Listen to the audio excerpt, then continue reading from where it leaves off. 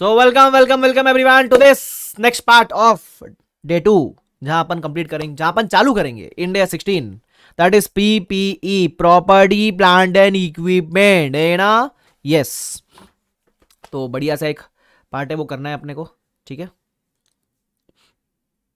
तो रीड करते ये वाला पार्ट अपन चालू करेंगे इंडिया 16 अच्छे तरीके से, ठीक है? बस एक बात ध्यान रखना, जिसके पास भी एडिशन 5 है, कभी अभी क्वेश्चन का पूछा किसी ने, एडिशन अगर उसके पास 5 है ना, तो सिर्फ क्वेश्चन नंबरिंग का ध्यान रखना, बिकॉज अब जब मैं पढ़ा रहा हूँ तो मैं एडिशन 6 यूज कर रहा हूँ, लेकिन आपके पास क्योंकि पुरानी एडिशन पड़ी होगी तो आपने विदाउट हार्ड कॉपी वाला ऑप्शन चूज किया रहेगा। तो just make sure you are taking the numbers into account. मैं कभी कभी ऐसा बताना भूल जाऊंगा कि एडिशन 5 में क्या नंबर है, तो आप ध्यान रख लेना बस, ठीक है? उतना देखो, आपके थोड़े से पैसे बचे हैं, पैसा बचाने के चक्कर में विदाउट हार्ड कॉपी लिया, तो थोड़ा तो उतना कंसिडरेशन आपको लेना पड़ेगा, ठीक है? मतलब उतना आप ध्यान रख लेना बस, ठीक है? चलो, अभिषेक कहते हैं कि एलडीआर लिख दो। हाँ, लिख दूंगा अभिषेक, मैं अपलोड करने के बाद लिख के अपलोड करूंगा, ठीक है? चलो, तो इंडिया 16 के साथ let's start with the session, ठीक है? ये इंडेक्स काफी इंपॉर्टेंट है, एग्जाम में आएगा तो 6 से 12 मार्क तक आ सकता है ये इंडेक्स, ठीक है? तो बढ़िया बढ़िया इंडेक्स है, करते हैं अपन ये वाला इंडेक्स, ठीक है? चलो, सो पीपीई का फुल फॉर्म क्या है? Property plant equipment. चलो ये छोड़ो, ये पढ़ने के पहले मुझे ये बताओ, अपन ने इंडेक्स 16 के पहले कौन सा इंडेक्स पढ़ा था? तो सर हमने इंडेक्स 16 के पहले तो we studied index 1, that is presentation of financial statements. तो हमने पढ़ा index 1 presentation of financial statements. अब अपन पढ़ने वाले index 16 property plant and equipment, ठीक है? चलो आ जाओ।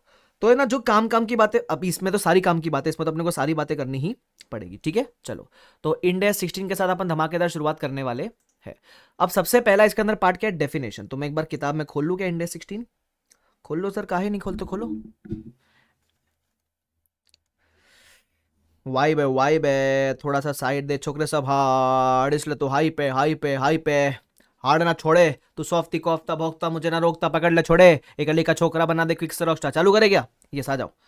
Index 16 property plant equipment. सबसे पहला पॉइंट क्या? सबसे पहला पॉइंट है डेफिनेशन। तो डेफिनेशन दो चीजों का दिया हुआ है। पहला आपको डेफिनेशन दिया हुआ है पीपीई का। अब पीपीई क्या बोलता है सुनना, अरे सिंपल है, वो बोलता है टेंजिबल आइटम है, बराबर, हेल्ड फॉर यूज है और expected to be use for more than 1 period. आसान भाषा में, अगर कोई भी एसेट जिसको आप 1 साल से ज्यादा यूज करने वाले हो, if you are going to use any tangible asset for more than 1 year, it is going to be property plant and equipment. Sir कहां यूज करेंगे? अरे बिजनेस में यूज करेंगे, या तो उसको production supply of goods and services में use करेंगे। जैसे फॉर एग्जांपल, मैं आपको टीचिंग सर्विस देने के लिए माइक, लैपटॉप, पीसी, ये सब यूज कर रहा हूं, PP. For rental to others, बराबर, क्या इसका डिस्कशन अपन बाद में करेंगे। या फिर फॉर एडमिन पर्पस, मतलब जैसे सपोज मैंने स्टाफ रखा अपने ऑफिस में और मेरा स्टाफ को मैंने बोला कि ये ले पीसी, तो इस पीसी पे काम करेगा हमारे कंपनी के लिए, ये मैंने मेरे स्टाफ को लैपटॉप दिया, तो फॉर एडमिन पर्पस। ऐसा जैसे मेरा स्टाफ बैठा है ऑफिस के अंदर, तो वो ऑफिस फॉर एडमिन पर्पस। तो ऐसा कोई भी टेंजेबल आइटम जो आप यूज कर रहे हो और उसका लाइफ 1 साल से ज्यादा है, तो हम बोलेंगे उसको पीपीई। सिंपल है, समझता है, डन। अब इसमें एक और डेफिनेशन, और वो है बेरर प्लांट का डेफिनेशन। किसका डेफिनेशन है? Bearer plant. तो बेरर प्लांट के रिगार्डिंग मैं आपको नोटबुक में कुछ लिखाऊंगा, सर आपको समझेगा नहीं बेरर प्लांट क्या है। तो पहले अपन डिस्कस करते हैं what is the meaning of bearer plant, ठीक है? चलो आ जाओ। तो नोटबुक में लिखेंगे अपन, फटाफट से लिखेंगे। देखो, मैं तुमको लिखने का इसलिए लेवरेज दे रहा हूं ताकि मैं अज्यूम कर रहा हूं कि आप नोट्स बना रहे हो। अगर मेरे को है ना पढ़ाना होता ना भाई, मेरे पास पुराने बैच के बोर्ड नोट्स पड़े, मेरे पास फुल कोर्स के बोर्ड नोट्स पड़े, मैं टिका टिकी करके पढ़ा दूंगा, लेकिन उससे मजा नहीं आएगा आपको भी, बाद में आपका टाइम बचेगा नहीं। तो अगर अपन थोड़ा बहुत एक्स्ट्रा टाइम इन्वेस्ट करें तो प्लीज उसको यूटिलाइज करना। ये नहीं कि मेरा शक्ल देख रहे हो, थोपड़ा देख रहे हो, वो मत करना भाई प्लीज। चलो, so we are going to discuss about bearer plants. तो मैं लिखता हूं,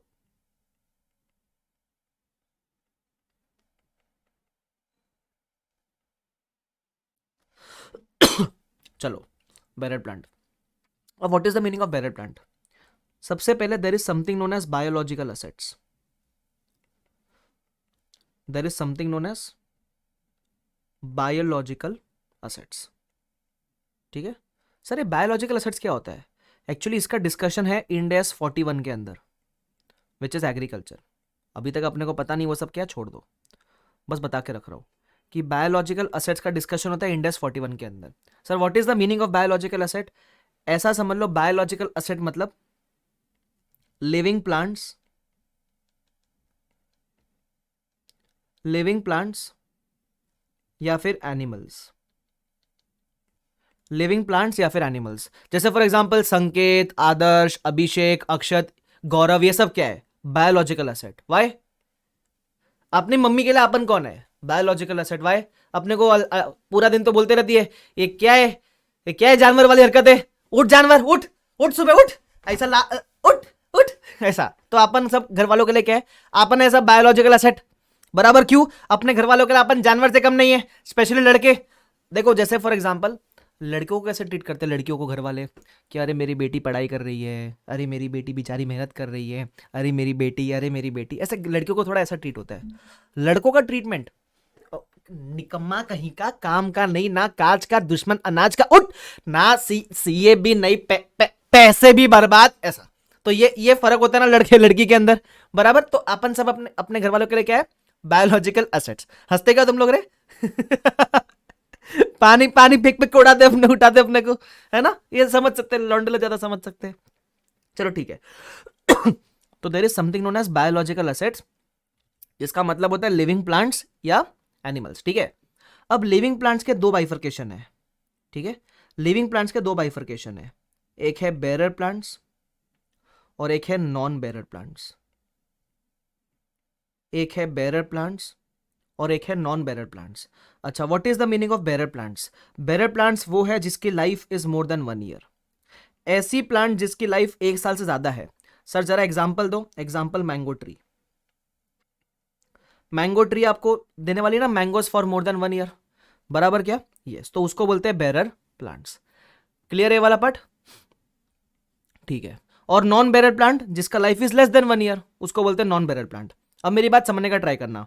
स्टैंडर्ड बोलता है कि bearer plants are covered under Ind AS 16। ये जो बेरर प्लांट है, these are covered under Ind AS 16 PPE के अंदर। सर ऐसा क्यों? अब आप समझने का ट्राई करो। जैसे एक पीपी होता है, जो सपोज एक मशीन है, तो मशीन से कंपनी को आउटपुट मिलता है। जैसे पार्ले जी की फैक्ट्री है, तो पार्ले जी की मशीन से उसको बिस्किट निकलता है, तो वो मशीन कंपनी के लिए पीपीई होती है। वैसे ही फार्मर्स के लिए ये मैंगो ट्री एक मशीन से कम थोड़ी ना है। फार्मर्स के लिए, फार्मर के लिए ये मैंगो ट्री एक मशीनरी जैसा ही है ना। क्यों? क्योंकि फार्मर को इस मशीनरी से बार बार क्या मिलने वाला है? मैंगोज मिलने वाले हैं। फार्मर को इस ट्री से बार बार क्या मैन्युफैक्चर के लिए मिलने वाला है? मैंगोज मिलने वाले, और वो भी 1 साल से ज्यादा के लिए मिलने वाले। तो फार्मर लोग के लिए ये जो ट्रीज होते हैं, यही उनकी मशीन्स होती है। बराबर? तो इसलिए ये बेरर प्लांट भी 16 में कवर्ड है। बराबर? Sir what about these animals? ये एनिमल्स इंड AS 41 में कवर्ड है। और उसके अलावा ऐसा कोई प्लांट जिसकी लाइफ लेस देन 1 ईयर है, that is non bearer plant, वो भी इंड AS 41 में कवर्ड है। सिंपल। बराबर क्या? Is this clear to everyone? Yes. बराबर? तो when we talk about biological assets, ध्यान रखना उसका मतलब होता है लिविंग प्लांट, एनिमल।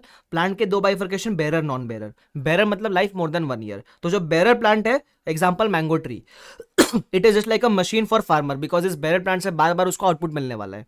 तो ये मशीन जो है वो उसके लिए इंड AS 16 में क्वालिफाई कर जाएगी, और बाकी सारी चीजें इंड AS 41 में डिस्कस अपन करते हैं। Is this clear to everyone? Yes. तो यहाँ वो डेफिनेशन दिया हुआ है कि बेरर प्लांट क्या है, which is a living plant used in the production or supply of agriculture produce. What is the meaning of agriculture produce? जो मैंगो ट्री से आपको मैंगोज मिलने वाला है, वो मैंगोज को हम एग्रीकल्चर प्रोड्यूस बोलते हैं। ट्री से मिलने वाला आउटपुट को प्रोड्यूस बोलते हैं। Expected to bear produce for more than 1 period and as a remote likelihood of being sold as produce. मतलब आप बेसिकली मैंगो ट्री से मैंगो जनरेट करने वाले हो। आपका बिजनेस मैंगो ट्री बेचने का नहीं होना चाहिए। बराबर? तो बोलता है has a remote likelihood of being sold as produce. मतलब आप देखो, ऑफकोर्स मैंगोस तो आप सेल कर सकते हो, you can not sell the mango tree. अगर आपका मैंगो ट्री बेचने का बिजनेस है तो वो इंड AS 16 में फिर तो वो इन्वेंट्री बन जाती है। तो बेसिकली वो बोलता है इस बेरर प्लांट को आपको यूज करने का, क्योंकि हेल्ड फॉर यूज होना चाहिए ना यार, बेचने का नहीं, उसको यूज करने का। मैंगो ट्री को यूज करने का। कैसे यूज करेंगे? मैंगो जनरेट करने के लिए यूज करेंगे। सिंपल। बराबर? तो इसमें याद क्या रखे, लिविंग प्लांट है और 1 साल से ज्यादा अपन यूज करने वाले हैं। सिंपल। इज द डेफिनेशन वाला पॉइंट क्लियर टू एवरीवन? जल्दी से बताओ यस और नो। इतना क्रिटिकल नहीं है, एक बार पढ़ने का आगे बढ़ जाने का। जो भी पॉइंट क्रिटिकल है मैं आपको हाईलाइट करके मार्क करा दूंगा, चिंता आपको करने की जरूरत नहीं है। चलो आगे। Second point is recognition criteria. अगर आप चार्ट के अंदर देखोगे, अपने इंड AS 16 के चार्ट के अंदर, तो देखो कैसा आप कोई भी इंड AS का फ्लो समझने का ट्राई करना। पहले आपको पहले डेफिनेशन दिया हुआ रहेगा इंड AS का, फिर रिकग्निशन क्राइटेरिया, और फिर आता है मेजरमेंट। अब इसका मतलब क्या है? डेफिनेशन का मतलब उस इंड AS, उस पीपीई के अंदर कौन कौन चीजें क्वालिफाई करेगी। सेकंड, डेफिनेशन मीट हो गया तो क्या मैं उसको अपने बैलेंस शीट में रिकॉर्ड करूं क्या? तो अगर रिकग्निशन क्राइटेरिया मीट करेगा तो अपन रिकॉर्ड करेंगे। अच्छा, बैलेंस शीट में रिकॉर्ड करने वाले हो तो कौन से वैल्यू पे रिकॉर्ड करोगे? That is measurement. बराबर क्या? तो सबसे पहले डेफिनेशन मीट कर रहा है क्या? हाँ। तो रिकॉर्ड करूं क्या? If the answer is yes, तो कौन से वैल्यू पे रिकॉर्ड करूंगा? मेजरमेंट। ऐसा एक फ्लो बनता है इंडेक्स का। सिमिलरली यहां अपन ने पहले डेफिनेशन डिस्कस किया, अब बोलते हैं रिकग्निशन क्राइटेरिया। हम किसी भी पीपी को रिकॉर्ड कब करेंगे? जब दो कंडीशन मीट होना चाहिए। सबसे पहला, फ्यूचर इकोनॉमिक बेनिफिट्स। अगर आपको किसी भी असेट से फ्यूचर इकोनॉमिक बेनिफिट मिलता है तो ही आप उसको रिकॉर्ड करोगे। लॉजिकल भी है, क्योंकि असेट का life is more than 1 year, तो मतलब आपको फ्यूचर में बेनिफिट्स मिलता हुआ चलेगा ना ओवर अक्रॉस लाइफ, इसलिए फ्यूचर इकोनॉमिक बेनिफिट। और सेकंड क्या बोलता है? Cost can be measured reliably. Of course अगर आप किसी भी चीज का कॉस्ट मेजर कर पाओगे तो ही आप उसको रिकॉर्ड करना। ऐसा क्यों? क्योंकि जब रिकॉर्ड करोगे तो किसी तो अमाउंट पे रिकॉर्ड करना पड़ेगा ना, तो वो अमाउंट इनिशियली कॉस्ट होती है। बराबर। तो अगर आप ये मेजर कर पाओगे तो ही रिकॉर्ड करना, बिकॉज रिकॉर्ड कर लोगे लेकिन पता ही नहीं कि वैल्यू कितनी है तो रिकॉर्ड क्या करोगे? क्या अमाउंट क्या लिखोगे बाजू में? तो इसलिए cost can be measured reliably होना चाहिए। क्लियर? ये अपना है रिकग्निशन क्राइटेरिया। उसके बाद कुछ गाइडेंस दिया हुआ है, ठीक है। ये गाइडेंस को अपन लास्ट में पढ़ेंगे, अभी इसको मैं पी करके लिख रहा हूँ। पी का मतलब क्या होता है सर? पेंडिंग। इसको मैं चैप्टर के एंड में कवर करूंगा, ठीक है। गाइडेंस को छोड़ दो वो। तो हमने डेफिनेशन देखा, हमने रिकग्निशन देखा, अब मैं किसकी बात करूंगा? Now I will talk about measurement. अब मेजरमेंट का दो तरह का बात होता है, अगर आपको चार्ट में दिखाओ तो मेजरमेंट का दो तरह का बात होता है। पहला होता है initial measurement. What is the meaning of initial measurement? Day 1 पे कौन से वैल्यू पे रिकॉर्ड करूंगा उसको बोलते हैं इनिशियल मेजरमेंट। कि जब आपने पीपी खरीदा तो आप कौन से वैल्यू पे रिकॉर्ड करोगे? Initial measurement. बराबर क्या? उसके बाद होता है सब्सिक्वेंट मेजरमेंट, कि एक डे 1 पे तो रिकॉर्ड कर लिया, अब आप एवरी ईयर एंड पे दिखाओगे ना उसको किसी तो वैल्यू पे, तो एवरी ईयर एंड पे अपन कौन से वैल्यू पे दिखाओगे? उसको बोलते हैं सब्सिक्वेंट मेजरमेंट। तो डे 1 पे कौन से वैल्यू पे दिखाएंगे? Initial measurement. एवरी ईयर के एंड पे कौन से वैल्यू पे दिखाएंगे? Subsequent measurement. बराबर। तो पहले अपन किसकी बात करेंगे? पहले अपन इनिशियल मेजरमेंट की बात करेंगे। तो स्टैंडर्ड क्या बोलता है? कोई भी पीपी खरीदोगे तो इनिशियली आप उसको कॉस्ट पे रिकॉर्ड करोगे। इनिशियल का मतलब होता है डे 1। डे 1 पे आप कौन से वैल्यू पे रिकॉर्ड करोगे? डे 1 पे आप उसको कॉस्ट पे रिकॉर्ड करोगे, ठीक है। नाउ कॉस्ट में क्या क्या चीजें आती है? जब हम बोलते हैं कि कॉस्ट पे रिकॉर्ड करना है तो कॉस्ट में क्या क्या चीजें आती है हमको वो देखना है, ठीक है। तो वहां दिया हुआ है। अब असेट एक्वायर करने के बहुत सारे तरीके होते हैं। या तो आप असेट को परचेस कर सकते हो बाजार से, या फिर आप उसको खुद कंस्ट्रक्ट कर सकते हो। You can self construct it, खुद मैन्युफैक्चर कर रहे हो असेट। या फिर आप असेट को एक्सचेंज में एक्वायर कर सकते हो, बार्टर के केस में। जैसे फॉर एग्जांपल अपना एक स्टूडेंट है तन्मय, तो तन्मय को मैंने बोला ये ले मेरा कैलकुलेटर और बदले में तेरा आईफोन मुझे दे दे, एक्सचेंज। यहां मैंने तन्मय को पैसा नहीं दिया, उससे आईफोन लिया और बदले में मैंने कैलकुलेटर दिया, ठीक है। तन्मय बोलता माथा खराब है क्या सर, आईफोन के बदले कैलकुलेटर? अरे भाई वो ऐसा कैलकुलेटर है जिसको एग्जाम में से वैसे क्वेश्चन दिखाया ना, ऐसे कैलसी से क्वेश्चन स्कैन करने का, वो सीधा आंसर देता है। बोलेगा हाँ सर दो दो, ऐसा। तो उसको बोलते हैं एक्सचेंज में एक्वायर करने का। या फिर आपने कोई एसेट एक्वायर किया bye way of government grant, आपको गवर्नमेंट से भीख मिली, ये ले फ्री में एसेट, ऐसा। तो गवर्नमेंट ग्रांट में जो एसेट मिलता है आपको, उसका अकाउंटिंग तो गवर्नमेंट ग्रांट के इंडेक्स में कवर्ड है, इंडेक्स 20 में, तो वो यहां डिस्कशन नहीं है। बचते ये 3, ठीक है।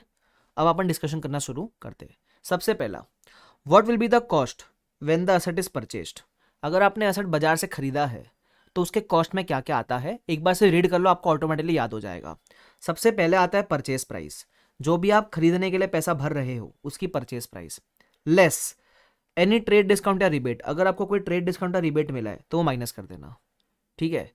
ठीक है, बोलते हैं मस्त स्कीम है, हमको भी ये चाहिए, मेरे से 2 आईफोन ले लो लेकिन ऐसा कैलकुलेटर दे दो। बताओ, अरे गरीबो खुद पढ़ के पास हो ना, कैलकुलेटर से पास होंगे, जाने दो। तो कॉस्ट में क्या क्या आएगा? सबसे पहले अगर आपने असेट परचेस किया है तो उसकी परचेस प्राइस लेस कर देना ट्रेड डिस्काउंट रिबेट। उसके अलावा ऐड करना non refundable taxes. Now what is the meaning of non refundable taxes? ऐसा कोई टैक्स जिसका कोई बेनिफिट नहीं मिलने वाला है। सपोज आपने असेट पे जीएसटी भरा लेकिन आपको जीएसटी का क्रेडिट मिलने वाला है, तो it is a refundable tax, तो उसको आप ऐड नहीं करोगे कॉस्ट में। लेकिन सपोज आपने कोई इंपोर्ट ड्यूटी भरा, उसका आपको कोई बेनिफिट नहीं मिलने वाला है, तो आप उसको ऐड करोगे, नॉन रिफंडेबल टैक्सेस, ठीक है। आगे, add all the directly attributable expenses. What is the meaning of directly attributable expenses? All expenses which are necessary to bring the asset into use. asset को यूज करने के पहले जितने भी डायरेक्ट वाले खर्चे, डायरेक्ट एक्सपेंसेस, वो सब आपको कैपिटलाइज करना होता है। सर इसका एग्जांपल, इसमें एग्जांपल दिया हुआ विच इंक्लूड्स, डायरेक्ट कॉस्ट में क्या क्या आता है? इंप्लॉय कॉस्ट, सपोज कोई इंप्लॉय वगैरह इन्वॉल्व थे, असेट को क्या बोल, ये एक्चुअली यहाँ रिलेवेंट नहीं होएगा। इंप्लॉय कॉस्ट तब रेलिवेंट है जब आप असेट को सेल्फ कंस्ट्रक्ट करोगे, ठीक है। आगे कॉस्ट ऑफ साइट हो गया, डिलीवरी का खर्चा हो गया, इंस्टॉलेशन वाला खर्चा हो गया। उसके अलावा इसमें एक इंपॉर्टेंट पार्ट है, वो है ये वाला, ये इंपॉर्टेंट है, कॉस्ट ऑफ टेस्टिंग, है ना। Now what is the meaning of this? Cost of testing का मतलब क्या, सुनना। सपोज आप जब असेट खरीदते हो या जब आप असेट बना रहे हो, खरीदोगे या बनाओगे, तो टेस्टिंग तो करोगे ना। तो टेस्टिंग करने में कभी कभी खर्चा लगता है। फॉर एग्जाम्पल मैं आपको बताता हूँ, मुंबई में, मैं मुंबई में रहता हूँ, ठीक है। आप बोलते हो आप मुंबई आ रहे हो, मैं रहता ही मुंबई में, ठीक है। तो मुंबई में मेट्रो बन रही है ताजा ताजा, दिल्ली वाले बोलेंगे हाँ हाँ चल चल बाप को मत सिखा, क्योंकि दिल्ली में ऑलरेडी है, ठीक है। तो लेकिन मुंबई में बन रही है, तो हम बड़े एक्साइटेड रहते रहे, मेट्रो मेट्रो मेट्रो करके बन चुकी है कोई फेज में, काफी जगह बन रही है, ठीक है। तो अब मेट्रो कहीं भी चालू करेंगे तो टेस्टिंग करेंगे ना, कि ऐसे ही बस मेट्रो बन गई तो लोग पटरी पे चढ़ाए और बोले बैठ के निकलो, टेस्टिंग करेंगे ना मेट्रो की। तो वो जो मेट्रो बनने के बाद जो टेस्टिंग के खर्चे हैं, टेस्टिंग में भी खर्चा लगता है ना, टेस्ट रन करोगे, इलेक्ट्रिसिटी का बिल, अभी उसमें पता नहीं क्या जलता है क्या डलता रहेगा उसके अंदर, कोयला विला कुछ तो डलता रहेगा ना उसके अंदर, वो उसका बिल, जो ड्राइवर है उसका खर्चा, वो सब खर्चे। तो जो टेस्टिंग करने में खर्चा जाता है उसको भी आप कैपिटलाइज करते हो, ठीक है क्या, ये ध्यान रखना। तो cost of testing is also capitalised. लेकिन इसमें एक चीज है, इसका मैं आपको एग्जाम्पल दूंगा, वो एग्जाम्पल समझने का ट्राई करना कॉस्ट ऑफ टेस्टिंग को लेकर। कभी कभी क्या होता है, टेस्टिंग करते समय आपने खर्चा किया 1 लाख रुपीज का, टेस्टिंग करते समय आपने खर्चा किया 1 लाख रुपीज का, लेकिन अब सपोज मेट्रो का टेस्ट रन चल रहा था, ठीक है, मेट्रो का टेस्ट रन चल रहा था। तो मेट्रो ने पता है क्या किया, जैसे अपने पास ये है आ, अपने साथ ये आशीष है ना, आशीष। तो आशीष और उसकी गर्लफ्रेंड, तो आशीष एकदम नया निब्बा निब्बी वाला प्यार था उनका, आशीष का भी, है ना, आशीष एकदम नया नया रिलेशनशिप में आया था। तो गवर्नमेंट ने पता क्या अनाउंस किया, कि हम मेट्रो का टेस्ट रन कर रहे हैं, जिसको भी सवारी का मजा लेना है 1 रुपए में पूरी राइड मिलेगी आपको, 1 रुपए में। लेकिन ये टेस्ट रन है, तो अगर आप जान गवा बैठे तो हमारी जिम्मेदारी नहीं है। तो आशीष हो गया एक्साइटेड, बोला वाह मेट्रो में रोमांस, है ना। तो आशीष ने अपनी वो निब्बा निब्बी जो भी है निब्बी को ऐसे कॉल किया, बोला बीबी गवर्नमेंट ने स्कीम अनाउंस की है, मेट्रो की राइड 1 रुपए में, है ना। तो 1 रुपया मेरा, 1 रुपया तेरा, 2 रुपीज पीपल, है ना। तो 2 रुपया देके बढ़िया मेट्रो की राइड लेंगे हम, हाथ में हाथ धर के बैठेंगे, तू मेरी आंखों में देखना मैं तेरी आंखों में देखूंगा, ऐसे करके उन्होंने बोला हम भी इस राइड का मजा लेंगे। तो अब मुझे बताओ, जब गवर्नमेंट टेस्ट रन कर रहा है, जब गवर्नमेंट टेस्टिंग कर रहा है, तो मैं बोलूं वो टेस्टिंग करते समय ऐसा कुछ इनकम भी कमा रहा है ऐसे निब्बा निब्बी वाले लोगों से, है ना। जिंदगी के पूरे मजे यही ले रहा है, बताओ भाई साहब, है ना। 5 गर्लफ्रेंड को ले जाऊंगा फिर एक एक करके, अरे ये रे, वो बोलता है मैं 5 गर्लफ्रेंड है 5 को ले जाऊंगा एक एक करके, तो 5 गर्लफ्रेंड और मेरा एक एक 10 रुपए में पूरी घुमाई फिराई हो जाएगी। कैसी बातें करता है आशीष तू, हाँ छोड़ो, एनीवेज। तो है ना, आप समझ रहे हो मेरी बात। गवर्नमेंट जब टेस्टिंग कर रहा है, तो टेस्टिंग करते समय ऐसा निब्बा निब्बियों से कुछ इनकम भी कमा रहा है, तो उसको बोलते हैं टेस्टिंग की इनकम। टेस्टिंग करते समय कुछ इनकम कमाई, ठीक है। सपोज इनकम कमाई 20,000 रुपीज। अब जब आप कैपिटलाइज करोगे, तो आप असेट की कॉस्ट में कितना खर्चा कैपिटलाइज करोगे, क्या आप 1 लाख कैपिटलाइज करोगे, या आप नेट एक्सपेंस 80,000 कैपिटलाइज करोगे, बिकॉज 1 लाख में से 20 तो आपने रिसीव कर लिया है, तो स्टैंडर्ड बोलता है आप सिर्फ 80,000 कैपिटलाइज करोगे। मतलब this 80,000 will be added to cost of asset, added to cost of PPE. Is this clear to everyone? Done, ठीक है। मेरे बच्चे दुआ देंगे सर आपको। अबे तू मेट्रो में हाथ पकड़ने की बात थी बे, तू बच्चे पैदा करेगा मेट्रो के अंदर, हाँ बोलते मेरे बच्चे दुआ देंगे, येड़े क्या क्या करेगा मेट्रो में तू, बोलना पड़ेगा। चलो छोड़ो, एनीवेज, ठीक है। तो कॉस्ट ऑफ टेस्टिंग में नेट खर्चा कैपिटलाइज करने का। उसके अलावा क्या बोला है, प्रोफेशनल फीस है। अब एक अमेंडमेंट, एक क्लैरिफिकेशन है। अब है ना, ये एडिशन 5 वाली किताब में नहीं रहेगी, तो आप कॉपी कर लेना इसको, ठीक है। मैं टाइम दूंगा कॉपी करने का, बट पहले देख लो ये अमेंडमेंट क्या है, बहुत सिंपल है। इस अमेंडमेंट का आपको एग्जाम्पल दूंगा तो आपको अमेंडमेंट इजिली समझ जाएगा, ठीक है। अब ये क्या, सुनना। सबसे पहले सपोज आपका टेस्टिंग, अभिषेक बोलता है बोर्ड नोट्स पे लिख दो। अबे तू खुद लिखना, सब मैं लिख के दूं क्या?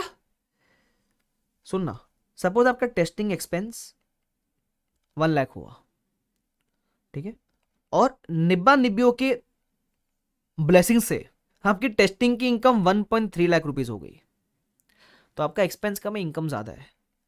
तो ये जो 30,000 की आपकी इनकम है, अब इस इनकम को प्रॉफिट एंड लॉस में डाले या अभी भी कॉस्ट से ही एडजस्ट करना है। तो बोलता है ये जो एक्सेस आपकी इनकम है इसको भी आप पीपीई के कॉस्ट से ही एडजस्ट करोगे। लेकिन इनकम को एडजस्ट करने का मतलब क्या होता है, जैसे जब कोई खर्चा होता है तो कॉस्ट में ऐड होता है, तो जो कोई इनकम होती है वो कॉस्ट से डिडक्ट होती है।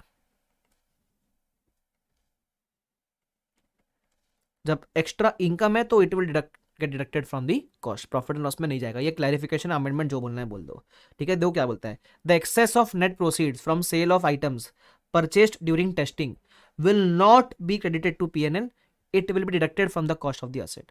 तो अगर इनकम ज्यादा है तो ये कॉस्ट से एडजस्ट करना है। मुझे लगता है इस एडजस्टमेंट को वो किसी ना किसी क्वेश्चन में डाल सकते हैं।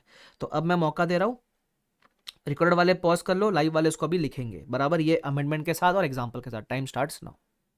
चलो लिख लिया, डन। लागा चुनरी में दाग, छुपाऊ कैसे लागा चुनरी में दाग। चलो एनीवेज, तो ये हमने क्या डिस्कस किया कि डायरेक्टली एट्रीब्यूटेबल एक्सपेंस में क्या क्या आना चाहिए है, ठीक है। डायरेक्टली एट्रीब्यूटेबल एक्सपेंस में क्या क्या आना चाहिए, तो ये एक बार रीड कर लेने का बस हो जाता है काम अपना। उसके अलावा क्या क्या चीजें नहीं आएगी वो बताया हुआ है। इनॉग्रेशन एक्सपेंस, सपोज आप कोई नया असेट खरीदे तो आपने राहुल गांधी जी को बुलाया और बोला आके रिबन काटो, बराबर। तो राहुल गांधी जी को बुलाने का खर्चा कभी कैपिटलाइज करोगे क्या? ऑफकोर्स नॉट, बराबर क्या? अच्छा, मैंने बोला लागा चुन्नी में दाग छुपाओ कैसे, बोलते सर्फ एक्सेल से। तुम्हारे मार्कशीट को भी तुम सर्फ एक्सेल से ही धोना। जब तुमको दिखेगा ना कुछ 39 59 39 59, तो धो धो के सर्फ एक्सेल से वो मार्क्स को चेंज करके ऐसे लिख लेना अपने खुद से बनाकर, सर्फ एक्सेल से धोना। आए बड़े सुनना क्या क्या चीजें इंक्लूड नहीं होगी, ठीक है। इनॉग्रेशन एक्सपेंस इंक्लूड मत करना, राहुल गांधी जी को बुलाया रिबन काटने, do not include. Advertisement do not include, promotional नहीं, ट्रेनिंग कॉस्ट भी नहीं, एडमिन भी नहीं, ओवरहेड्स भी नहीं, इनिशियल ऑपरेटिंग लॉसेस भी नहीं। Cost of relocating entity operation, suppose आपने मशीन खरीदा, उसके लिए आपने काफी इंप्लॉयज को दूसरे साइड पे ट्रांसफर किया, वो इंप्लॉय को जो ट्रांसफर करने का खर्चा है वो भी नहीं आएगा। उसके अलावा अब ये वाला पार्ट इसमें इंपॉर्टेंट ये वाला पार्ट है, ठीक है। ये वाला पार्ट, ये पार्ट इंपॉर्टेंट है। अब क्या है इसके अंदर सुन लो, सपोज आपके पास एक लैंड पड़ी थी, ठीक है, आइडल पड़ी थी। अब आपने सोचा कि 2 इयर्स के बाद इसमें बिल्डिंग बनाऊंगा।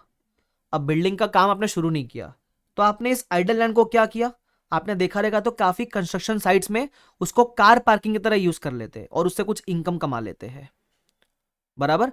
अब ये जो इनकम है कार पार्किंग की, ये कोई टेस्टिंग के समय आपकी इनकम नहीं आ रही है, ये आपने आइडल लैंड को रखा और उससे इनकम कमा ली, बराबर। तो this is not a directly attributable income या एक्सपेंस।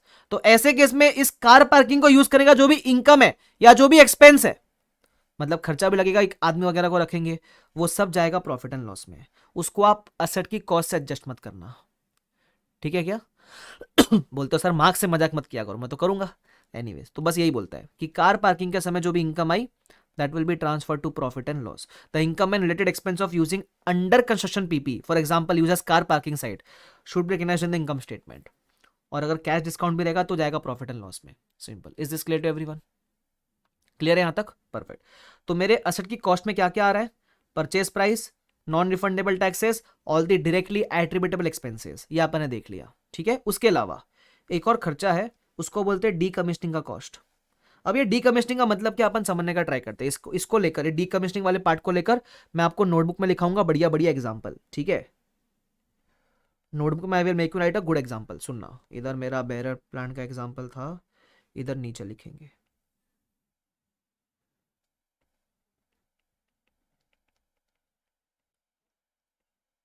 सबसे पहले डीकमिशनिंग होता क्या, अपन वो समझने का ट्राई करते हैं, ठीक है। What is the meaning of decommissioning, let's try to understand.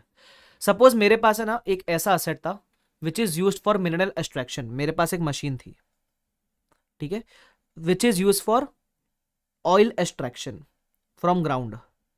तो गवर्नमेंट ने मुझे क्या दिया, गवर्नमेंट ने मुझे एक साइट दिया और बोला ये साइट में आप 10 साल तक काम करके ऑयल एक्सट्रैक्ट कर सकते हो। तो मैं क्या करूंगा, उस साइट पे अपनी मशीन को गाड़ दूंगा। मैंने अपनी मशीन ऐसे इंस्टॉल कर दी वो साइट के अंदर, मतलब जमीन में गड़ती है वो मशीन, ठीक है। तो ऐसे जमीन में मैंने इंस्टॉल कर दिया उसको, ऐसे विजुअलाइज करो, मशीन है जमीन में डाल दिया, और गवर्नमेंट ने बोला 10 साल तक आप यहां से ऑयल निकाल सकते हो, तेल का कुआं था, तेल निकाल सकते हो भाई यहां से। लेकिन गवर्नमेंट ने एक कंडीशन रखी, गवर्नमेंट ने बोला जब आपका 10 साल कंप्लीट हो जाएगा तो इस साइट को आपको रिस्टोर करके देना पड़ेगा, बराबर, आफ्टर 10 ईयर्स। अगर आप ये रिस्टोर करने का प्रॉमिस करते हो तो ही आप मशीन को आज गाड़ना और यूज करना, वरना आप मशीन को गाड़ के यूज नहीं कर सकते, बराबर। तो साइट रिस्टोर करने पे कुछ ना कुछ एक्सपेंस आता है, इस एक्सपेंस को बोलते हैं decommissioning, dismantling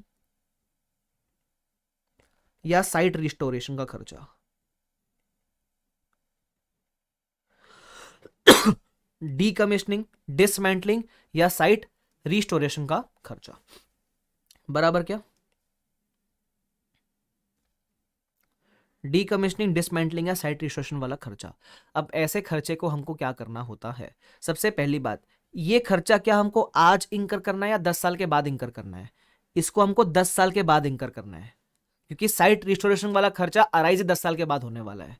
but the problem is this a directly attributable expense? The answer is yes, this is a directly attributable expense, बराबर। तो इसको कैपिटलाइज तो करना होता है, इसको क्या करना होता है? कैपिटलाइज तो करना होता है एसेट की कॉस्ट में। But the main problem here is आपको ये खर्चा आज इंकर करना ही नहीं है, आपको ये खर्चा इंकर करना है 10 साल के बाद, बराबर। तो क्योंकि ये डायरेक्ट एक्सपेंस है, कैपिटलाइज होगा क्योंकि ये डायरेक्ट एक्सपेंस है, कैपिटलाइज होगा। लेकिन the main question here is कौन से वैल्यू पे कैपिटलाइज होगा? तो इसको आपने नॉर्मल अपन फाइनेंस में सीखते हैं कि कोई भी खर्चा अगर आप कुछ सालों के बाद इंकर करोगे तो आज के टर्म्स में अगर वो आपको अमाउंट चाहिए तो उसका प्रेजेंट वैल्यू निकालना पड़ता है, बराबर, उसका प्रेजेंट वैल्यू निकालना पड़ता है, ठीक है। तो आप इसका कितना खर्चा कैपिटलाइज करोगे, जो भी वो खर्चे का प्रेजेंट वैल्यू है उतना आप कैपिटलाइज करोगे। अब इसी चीज को मैं आपको एक एग्जांपल से समझाने का कोशिश करूंगा, ठीक है। बट डीकमिशनिंग को लेकर आप कुछ लिख लेना, ये एक ऐसा खर्चा है which is incurred after certain number of years, बराबर, to use the asset. Asset को यूज करने के लिए ये बाद में खर्चा इंकर करना ही पड़ेगा। तो ये बन जाता है आपके लिए एक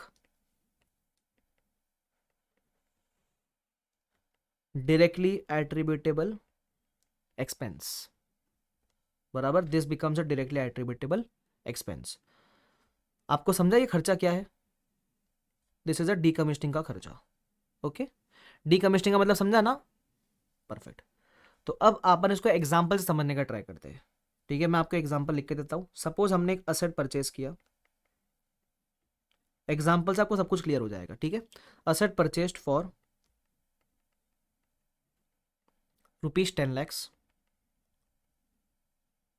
डीकमिशनिंग आपको 5 साल के बाद इंकर करना है, एग्जाम्पल। और कितना इंकर करना है 5 साल के बाद? 5 लाख रुपीज इंकर करना है, और डिस्काउंटिंग फैक्टर आपका लेट्स से 10% है।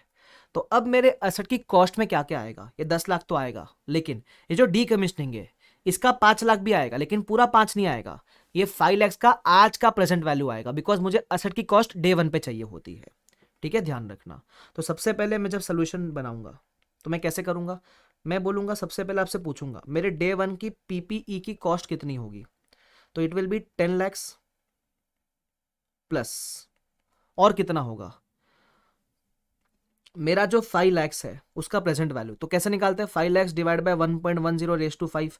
अब प्रेजेंट वैल्यू निकालने तो आनी चाहिए भाई, इतने कैलकुलेट से तो नहीं अपन।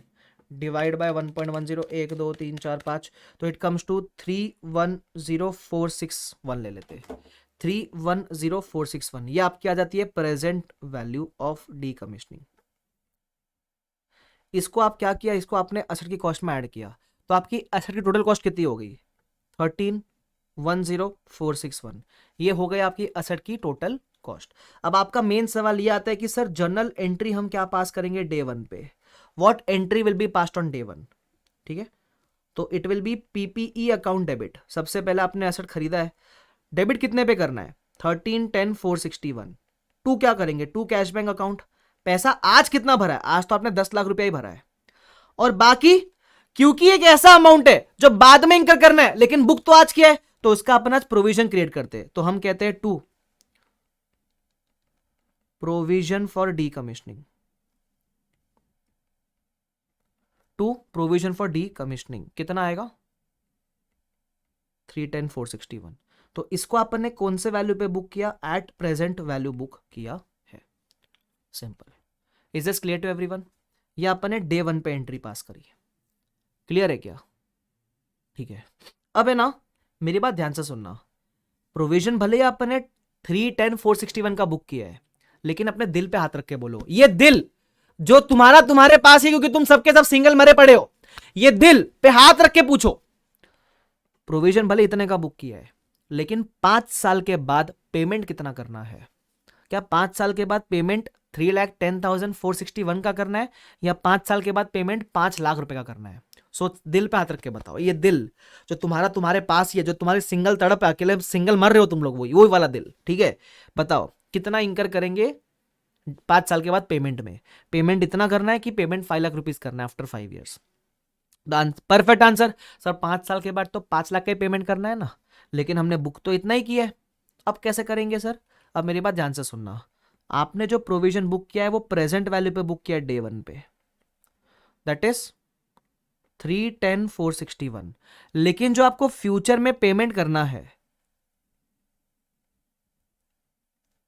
Perfect answer. Very good Abdul, Kritika, Shivani, Neel, very good Pranay, सही है, सही है, सही है, ठीक है। तो सुनना, तुमको फ्यूचर पेमेंट 5 साल के बाद कितना करना है? तुमको फ्यूचर पेमेंट 5 साल के बाद करना है 5 लाख रुपए का, ठीक है? तो अब जो आपके प्रेजेंट वैल्यू से जब आप फ्यूचर वैल्यू पे आगे बढ़ोगे, जब आप प्रेजेंट वैल्यू से फ्यूचर वैल्यू पे आगे बढ़ोगे, तो उसको उस चीज को बोलते हैं हम अनवाइंडिंग। जब आप प्रेजेंट वैल्यू से फ्यूचर वैल्यू पे बढ़ोगे तो उसको हम कहते हैं अनवाइंडिंग। आपको आपके प्रोविजन को over a period of 5 years, आपको आपके प्रोविजन को over a period of 5 years 5 साल तक लेकर जाना पड़ेगा, तो उसको हम कहेंगे अनवाइंडिंग। अब ये अनवाइंडिंग होती कैसे, सिखाता हूं मैं आपको। अनवाइंडिंग का मतलब क्या हो गया, प्रेजेंट वैल्यू को जब आप फ्यूचर वैल्यू पे ले जाते हैं उसको कहते हैं अनवाइंडिंग, ठीक है? तो मैं आपको वर्किंग नोट से समझाता हूं अनवाइंडिंग होती कैसे। वर्किंग नोट नंबर 1, ठीक है? अनवाइंडिंग ऑफ प्रोविजन बहुत सिंपल है, देख लो कैसा होता है। सबसे पहले ईयर 1, बताओ ओपनिंग कितना था? तो आप बोलोगे 310,461। इंटरेस्ट रेट क्या था 10%, बराबर। तो इंटरेस्ट निकालोगे 10% तो 310,46 आएगा। क्लोजिंग निकालो, ऐड कर दो दोनों को ऐड कर दो, तो 341,507। Second year 341,507। अगेन अब इस अमाउंट पे इंटरेस्ट निकालो 10%, तो आएगा 34151। टोटल निकालो, it will B 375658। Third year 375658, इसका 10% निकालो 37566। टोटल मारो 413223 बराबर। फिर आएगा फोर्थ ईयर 413223, इस पे आप 10% लगाओ तो 41,322। टोटल मारो 454545। फिफ्थ ईयर में 454545, 10% निकालो 45,455। टोटल आएगा 5 लाख रुपया। आप अगर नोटिस करोगे तो जब आप इसी को बोलते हैं अनवाइंडिंग। ये अपन ने क्या किया, ये जो इंटरेस्ट किया इसको बोलते हैं अनवाइंडिंग करना।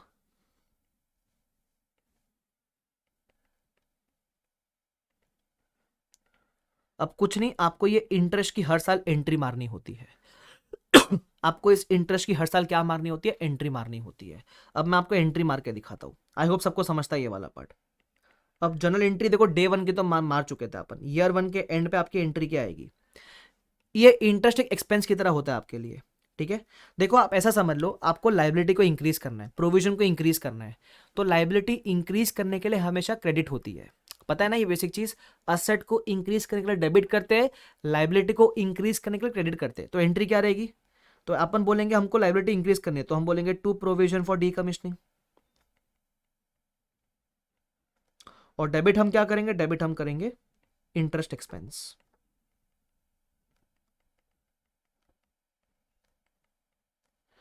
बराबर। ये आप एंट्री 5 साल तक मारोगे, तो फर्स्ट ईयर में आपका अमाउंट क्या रहेगा 31046, 31046।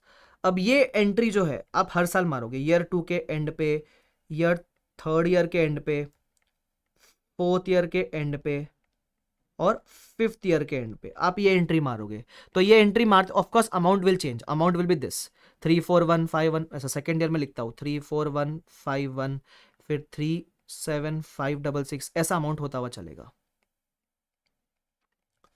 फिर 41332 और 45455, ये आपका हर साल का अमाउंट रहेगा। Interest to provision, interest to provision, interest to provision, मतलब ये अनवाइंडिंग का इंपैक्ट आपके कॉस्ट में नहीं आ रहा है, आप इसको प्रॉफिट एंड लॉस में ट्रांसफर कर रहे हो, सिंपल। ठीक है, कॉस्ट में हम सिर्फ प्रेजेंट वैल्यू लेते हैं। क्लियर है ये वाला पार्ट? ठीक है, मैं ज्यादा एकदम डिटेल्ड लॉजिक्स में नहीं घुस रहा हूँ, ठीक है, मैं चाहूँ तो बता दूं, लेकिन वो फिर 10-15 मिनट अपना एक्स्ट्रा खाएगा, तो अपने को जहां जहां टाइम बचेगा अपन बचा पाएंगे उसको उधर। ठीक है, ध्यान रखना। ओके, क्लियर है ये वाला पार्ट? तो अपन ये एंट्री मारेंगे और लास्ट में जाके अब अल्टीमेटली जब अपन ने इतने सारे एंट्री मारी है तो अपना प्रोविजन 5 लाख तक पहुंच चुका है, अपने को यहीं से दिख रहा है प्रोविजन 5 लाख तक पहुंच चुका है। तो 5th ईयर के एंड पे अपन एक और एंट्री मारेंगे, provision to cash bank 5 lakh 5 lakh. मैं बोला आपने अल्टीमेटली पे कर दिया उसको, डीकमिशनिंग वाले वैल्यू को। अरे इज दिस डन? नो, फटाफट से कॉपी कर लो। डन। तो इसका मतलब मैंने डीकमिशनिंग वाले पार्ट से क्या सीखा? मैंने डीकमिशनिंग वाले पार्ट से 2 चीजें सीखी। How many things I learned? I learned 2 things, बराबर। सबसे पहला मैंने क्या सीखा? सबसे पहला मैंने सीखा कि अगर कोई भी डीकमिशनिंग की बातें आती है तो उसको आप डे 1 की कॉस्ट पे कौन से वैल्यू पे ऐड करोगे? प्रेजेंट वैल्यू पे ऐड करोगे। सेकेंड, क्योंकि आपने प्रेजेंट वैल्यू पे ऐड किया लेकिन पेमेंट तो 5 लाख करना है, तो एवरी ईयर के एंड पे क्या करना है आपको? अनवाइंडिंग करना है, बस सिंपल, दैट्स इट। अनवाइंडिंग की एंट्री क्या होती है? इंटरेस्ट टू प्रोविजन, हर साल एंट्री मारना, लास्ट में जाके पे ऑफ कर देना। इतना डिटेल्ड एग्जांपल आपको मॉड्यूल के अंदर नहीं मिलेगा, इसलिए मैंने आपको दिया हुआ है, as simple as that. Can I proceed further? Yes और नो, जल्दी से मेरे को बता दो फटाफट से, टाइम वेस्ट नहीं। आप सबको चीजें समझ में आती है क्या? Okay, done and dusted. आ जाओ बाहर, बाहर आ जाओ फटाफट से। तो अपन क्या पढ़ रहे थे? अपन पढ़ रहे थे अगर आपने एसेट परचेज किया है तो क्या क्या होगा। तो वो बोलता है ये 4 चीजें हो गई, purchase price, non refundable tax, directly attributable expense और डीकमिशनिंग का एट प्रेजेंट वैल्यू हम लेते हैं। सिंपल, ठीक है। वो क्या बोला था? परचेज वाले केस में रिफर नोट नंबर 1 एंड 2, है ना। तो अपन ने नोट 1 तो रिफर कर लिया, अब एक बार नोट 2 रिफर कर लेते हैं, ठीक है। Note 2 is what? Note 2 is deferred consideration. Now what is the meaning of this? मैं आपको इसका इधर ही एग्जांपल दे रहा हूं, आप जिसके पास किताब नहीं है वो नोटबुक में लिख लेना। सुनना एग्जांपल क्या डिफर्ड कंसिडरेशन का। मैं ना, क्या बोलते हैं, मेरे पास है ना बहुत पैसा आ गया सपोज, ठीक है, पूरे मैंने ना बहुत सारे पैसे कमाए, तो मैं ना क्रोमा में गया। पता है क्रोमा एक शॉप है जिधर इलेक्ट्रॉनिक डिवाइसेस मिलते हैं, लैपटॉप मोबाइल वगैरह मिलता है, क्रोमा, रिलायंस डिजिटल वगैरह ऐसा। तो मैं गया क्रोमा में, ठीक है। तो क्रोमा में मेरे को मिला वहाँ का मैनेजर, जैसे वहाँ अपना मैनेजर था पंकज, ठीक है, तो नाम पंकज। तो मैंने देखा पंकज, पंकज बोलते अरे सर आप, मैंने बोला हाँ। तो पंकज बोला सर क्या दिखाऊं आपको? मैंने बोला पंकज कुछ बढ़िया दिखा। तो पंकज एकदम खुश, हाँ सर बढ़िया दिखाओ। मैं बोला ए लैपटॉप की बात कर रहा हूँ मैं। तो पंकज ने बोला अच्छा अच्छा सर, हाँ हाँ हाँ लैपटॉप की बात कर रहे, लैपटॉप लैपटॉप लैपटॉप अच्छा दिखाओ सर, ठीक है। तो मैंने पंकज को बोला बढ़िया लैपटॉप दिखा। तो पंकज मेरे को बोलता है सर कौन सा दिखाऊं? मैंने बोला महंगे से महंगा लैपटॉप दिखा। तो पंकज बोलता है सर महंगे से महंगा, आपके पास पैसे है इतने? मैंने बोला ओ पैसे का कमी नहीं है, महंगे से महंगा लैपटॉप दिखाया जाए, ठीक है। तो फिर है ना, समझे? तो फिर पंकज आया मेरे पास लैपटॉप लेकर, एसस का, बोलता है सर 90,000 ओनली। मैंने बोला ये ओनली है, महंगा दिखा ना कुछ। तो फिर वो एचपी का लैपटॉप लेकर आया, एचपी का लैपटॉप लाया और बोलता है सर ओनली 1,20,000। मैंने बोला है और महंगा दिखाओ। तो वो फिर वो मैकबुक लेकर आया और बोला 2 लाख रुपए का सर मैकबुक। मैंने बोला ये हुई ना बात, ठीक है। तो पंकज ने मेरे लिए मैकबुक पैक किया और बोला ये रहा सर आपका मैकबुक। तो मैंने बोला ओके, कितने का था मैकबुक? मैकबुक का प्राइस वॉज ₹2 लाख, ठीक है। तो उसने मेरे लिए मैकबुक पैक किया और मैं जाने लग गया। मैंने बोला bye bye Pankaj, bye bye Pankaj. तो यू नो पंकज ने 2 कदम मेरे को चलने दिया और ऐसे मेरा हाथ थाम लिया, बोला आकाश रुक, है ना। पंकज ने मुझे 2 कदम चलने दिया और ऐसे मेरा हाथ थाम लिया, बोला ए आकाश रुक। बताओ उसने मुझे क्यों रुकाया? बताओ क्यों रुकाया? सर 500 करोड़ का लोन लिया था, पैसा तो आपके पास हो गई। अरे मेरा सवाल सुनो ना। वो उसने बोला रुक, हाथ थाम लिया मेरा ऐसे, बोला रुक। ए किरण, किरण, बताओ क्यों क्यों रुकाया उसने मुझे? बोलता है कोजी मोमेंट हो गया। अरे मैं जवाब दो ना मेरे को। हाँ, राजपूत सूरज ने मेरे को एकदम करेक्ट कहा। बोलता है सर पैसा कौन देगा? तो पंकज ने मुझे ऐसा पकड़ा, मैंने भी उसको देखा, तो मैंने बोला पंकज क्या हुआ? तो पंकज बोलता है ओ रोमांटिक मत हो सर। मैं बोला रोमांटिक नहीं हो रहा। मैं बोला हाथ क्यों पकड़ा? तो पंकज बोलता है पैसा कौन देगा? हाँ, तुम्हारे पिताजी पैसा देगा क्या? मैंने बोला अरे मैं उसको हंस के बोला अरे मैं भी कितना क्यूट हूं, पैसा देना ही भूल गया। तो पंकज बोलता है हाँ हाँ क्यूटनेस ठीक है सर, पैसा दो। तो मैंने पंकज को बोला पैसा तो आज नहीं है, पैसा दूंगा आफ्टर 1 ईयर। तो पंकज बोलता है जब जेब में पैसा था नहीं तो इतना होशियारी क्यों मारा? ये 2 लाख का लैपटॉप दिखाए, महंगा दिखाए, ये दिखाए वो दिखाओ। तो है ना, मैंने बोला अरे सॉरी ना पंकज, सॉरी ना पंकू, है ना, ऐसा बोला मैंने, सॉरी ना पंकू, ठीक है। तो पंकज वहां पिघल गया। पंकज वैसे सख्त लौंडा है, पंकज इज सख्त, बट वहां वो पिघल गया। तो पंकज बोलता है कि चलो सर 1 साल के बाद दोगे ना तो 2 लाख में नहीं, थोड़ा एक्स्ट्रा देना पड़ेगा, 2.2 लाख देना पड़ेगा। मैंने बोला ओके पंकू, ठीक है, ऐसा ओके पंकू बोल के मैं जाने लग गया उधर, ठीक है। तो ओके पंकू बोल के आई स्टार्टेड वॉकिंग। अब द क्वेश्चन इज, ये जो एक्स्ट्रा 20,000 मांगा, जो एक्स्ट्रा 20,000 पंकज ने मेरे से मांगा, दैट एक्स्ट्रा 20,000 क्या है? वो एक्स्ट्रा 20,000 क्या है? अच्छा पंकू हंसते क्या हो रहे पंकू पे बेचारे पे, बताओ एक्स्ट्रा 20,000 क्या है? Of course it is interest. Pankaj ने एक्स्ट्रा 20,000 मेरे से इंटरेस्ट के लिए मांगा है, ठीक है। अब द क्वेश्चन इज, जब हम मैकबुक को रिकॉर्ड करेंगे तो मैकबुक जो पीपी है उसकी कॉस्ट क्या मानेंगे? 2 लाख मानेंगे या 2.2 लाख मानेंगे? तो स्टैंडर्ड बोलता है इसकी कॉस्ट आप 2 लाख ही मानोगे, बराबर। क्यों? वो जो एक्स्ट्रा 20 भर रहे हो वो आप असेट के लिए नहीं भर रहे हो, वो आप इंटरेस्ट के तौर पे भर रहे हो। जो एक्स्ट्रा 20 है it will be booked in 1 year as interest, और ये प्रॉफिट एंड लॉस में जाएगा। Interest goes to profit and loss, इसको आप कैपिटलाइज नहीं करोगे। Do you understand this point? Simple.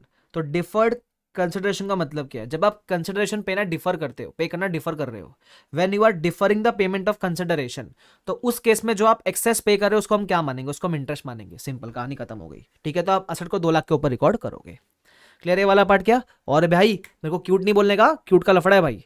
मैंने आपको पता नहीं है कि वो स्टोरी वोरी पता है कि नहीं? मेरा एक स्टोरी है, जो मेरी सिस्टर है जो दिल्ली में रहती थी, तो वो मुझे बोलती थी भैया आप बहुत क्यूट हो, भैया बहुत क्यूट हो। तो मैं बोला ये तुम लोग मेरे को बार बार चिढ़ाते क्यों ऐसा? तो दिल्ली में कोडवर्ड है, क्यूट का मतलब सी वाली गाली और बहुत क्यूट का मतलब बीसी वाली गाली, ऐसा। तो मेरे को उन लोग ऐसा बोलते, मैं कुछ भी हरकतें करता था ना ऐसे बोलते थे अरे भैया आप तो बहुत क्यूट हो। मैं बोला भाई ये क्या कर रहे हो, मेरी बहन मुझे गाली दे रही है। मैं बोला ये क्या है, जाने दो। तो वो क्यूट, बहुत क्यूट, तो इसलिए क्यूट नहीं बोलने का पहले बता रहा मैं तुम लोग को, ठीक है क्या? हाँ, जो बोलना है बोलो, क्यूट नहीं बोलने का आकाश कंदोई को, ठीक है। हाँ, तो क्यूट नहीं बोलने का, क्यूट नहीं बोलने का। चलो एनीवेज, क्लियर है वाला पार्ट। तो अपन ने ये कौन सा पार्ट कंप्लीट किया? वी कंप्लीटेड अगर आपने असेट परचेज किया तो क्या होता है। Second part is what if the asset is self constructed. अगर आप असेट सेल्फ कंस्ट्रक्ट करोगे, खुद मैन्युफैक्चर करो तो क्या होगा? तो उस केस में कॉस्ट क्या होगी? बोलता है same principle as purchase asset. जो अपन ने पॉइंटर्स परचेज के लिए डिस्कस किए एग्जैक्टली सेम एप्लीकेबल है when the asset is self constructed. सिर्फ एक चीज एक्स्ट्रा है, that is borrowing cost as per index 23। अब ऑफकोर्स मैं ये मान के चल रहा हूँ कि आपको इंडेक्स 23 के बारे में नहीं पता है, ठीक है, तो मैं इसको अभी डिस्कस नहीं करूंगा, इसको अपन इंडेक्स 23 में डिस्कस करेंगे। बट जिसको थोड़ा बहुत पता है, जिसको एएस के बारे में पता है, एएस में तो आपको पता है जब भी आप क्वालिफाइंग असेट पे इंटरेस्ट भरते हो तो वो वाला इंटरेस्ट प्रॉफिट एंड लॉस नहीं, वो वाला इंटरेस्ट कैपिटलाइज होता है ना। तो वो बोलता है अगर आपने असेट कंस्ट्रक्ट किया है तो वो क्वालिफाइंग असेट हो सकता है, तो उसका इंटरेस्ट शायद आप कैपिटलाइज करोगे। बट हम फिलहाल मान लेते हैं कि अपने को आइडिया नहीं है बोरिंग कॉस्ट के बारे में, तो आप छोड़ भी सकते हो इसको फिलहाल, ठीक है। We will discuss in index 23। Clear है वाला part? Okay. The next part is what if the asset is acquired by way of exchange. अब ये एक्सचेंज वाला पार्ट पढ़ने के पहले अपन एक छोटा 5 मिनट का ब्रीदर लेते हैं, ठीक है। Let's take a 5 minutes breather. मैं जरा पानी वानी का बोतल भर के आता हूँ, मेरा पानी खत्म हो गया था, ठीक है। So I will be back in a couple of minutes. एक 5 मिनट्स में अपन रिज्यूम करते हैं, ठीक है। चलो चलो कंटिन्यू करते हैं, लेट्स रिज्यूम। अपन अभी कौन सा पॉइंट पढ़ रहे थे? अपन पढ़ रहे थे ये वाला point, that was self constructed वाला, वो हो गया अपना। अब अपन आएंगे इस पॉइंट के ऊपर, what if the asset is acquired by way of exchange, अगर आपने एसेट को एक्सचेंज में एक्वायर कर तो क्या होगा? मैंने एक्सचेंज का आपको एग्जांपल दिया था, याद है? आईफोन लिया, कैलकुलेटर दिया, वो वाला सीन, वो वाला अपन एग्जांपल लिख लेते। चलो आ जाओ, तो मैं एक्सचेंज को लेकर भी बोल दूंगा भाई साहब, नोटबुक में रिफर करो भाई साहब, एक के है भाई साहब। तुमको पता है आकाश कंदोई को इंग्लिश में क्या बोलते हैं? Do you know what is Akash Kandoi known in English? बताओ, आकाश कंदोई को इंग्लिश में क्या बोलेंगे? मैं बताऊं? आकाश कंदोई। मेरे को तो मजा आया। ठीक है, जाने दो, चलो अब लिखो। अपन बात कर रहे एक्सचेंज ऑफ असेट्स की, ठीक है? उसमें अपन एग्जांपल दे रहा हूं मैं आपको, सुनना। सपोज एक कंपनी है एके लिमिटेड, ठीक है? अब इसने क्या एक्वायर किया वो देख लो। इसने जो असेट एक्वायर किया, मतलब जो इसके लिए अंदर आ रहा है वो असेट, दैट इज आईफोन। इसने आईफोन 14 एक्वायर किया, ठीक है? और जो असेट बाहर जा रहा है, अच्छा आईफोन 14 की फेयर वैल्यू कितनी है बाजार में? फेयर वैल्यू इज 1 लाख, ठीक है? और असेट गिवन अप,